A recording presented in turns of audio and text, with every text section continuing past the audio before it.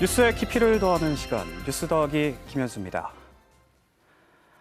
내가 죽으면 어디에 뿌려줘. 생전 좋아하던 곳에 자신의 유골을 뿌려달라고 유언을 남기고 실제로 유족들이 그렇게 하는 장면, 이 드라마에서 흔하게 볼 수 있는데요. 그렇다면 이렇게 드라마처럼 고인의 유언대로 산이나 강, 바다에 유골을 뿌리는 건 가능한 걸까요? 일단 우리나라에선 합법이 아닙니다. 그렇다고 해서 불법도 아닌데요. 관련 법 자체가 없기 때문입니다. 산분장, 흩을산의 가루분, 말 그대로 화장한 유골가루를 뿌리는 장례법을 말합니다. 우리나라에선 지난 2008년 수목장 같은 자연장은 법적으로 제도화됐지만 이 산분장과 관련된 법은 마련되지 않으면서 법의 사각지대에 놓여 있었습니다. 우리나라 장례는 유교 문화의 영향으로 매장을 선호해 왔는데요. 그래서 시신을 불에 태우는 화장을 부정적으로 바라보는 시선도 적지 않았습니다.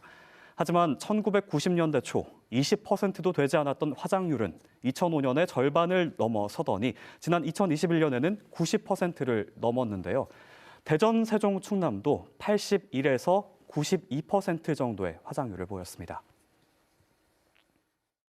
90년대 초반의 희생장려 운동과 정부 정책이 더 체계적이고 본격적으로 전개되었는데 그 배경에는 묘지로 인한 국토 훼손을 방지해서 푸른 국토를 후손에게 물려주자는 슬로건으로 움직이기 시작하면서 우리나라 화장률이 급속도로 증가하기 시작했습니다. 이렇게 화장률이 올라가면서 산분장을 원하는 사람도 많아졌습니다. 통계청 사회조사에 따르면 5명 중 1명꼴로 산분장을 원한다는 결과가 나왔는데요. 하지만 우리나라에서 실제로 유골을 바다나 강, 산에 뿌린 비율은 2.6% 남짓. 그동안 암암리에 행해지던 자연 산분장에 환경 오염이 우려되자 지난 2012년 당시 국토해양부가 바다 산분장, 즉 해양장을 공식화했습니다. 해양장은 불법이 아니라면서 가이드라인도 제시했는데요. 해안선 5km 이상 떨어진 곳에서 바람에 날리지 않도록 수면 가까이 유품과 장례 행사에 쓰인 물건, 음식물을 해안에 방치하거나 배출하면 안 된다는 내용이 담겼습니다.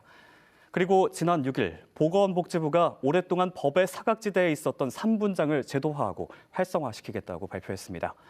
2027년까지 산분장 이용률을 30%까지 끌어올리겠다며 요람에서 무덤까지의 복지 정책을 무덤 이후까지 확대하겠다라고 했는데요. 하지만 보건복지부의 발표 내용을 살펴보면 산분구역에 개인 표식은 설치하지 않는다라고 돼 있습니다.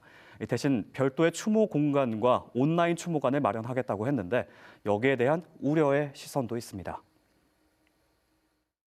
고인의 흔적이 사라진다는 점에서 장사의 의미, 즉 고인을 기억하고 고인의 행적을 기린다는 사후 안위의 측면이 자칫 소홀해질 우려가 있다는 점입니다. 개인 표식을 하되 표식의 방법이나 크기 등을 정하고 자연 환경에 부합하는 방법을 찾는 것이 타당하다고 할 것입니다.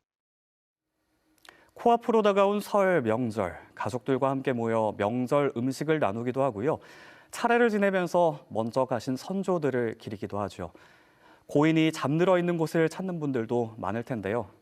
빠르게 변화하는 장례 문화 속 우리는 죽음을 어떻게 맞이하고 준비해야 할지 가족들과 이야기 나눠보시는 건 어떨까요? 지금까지 뉴스 더하기였습니다.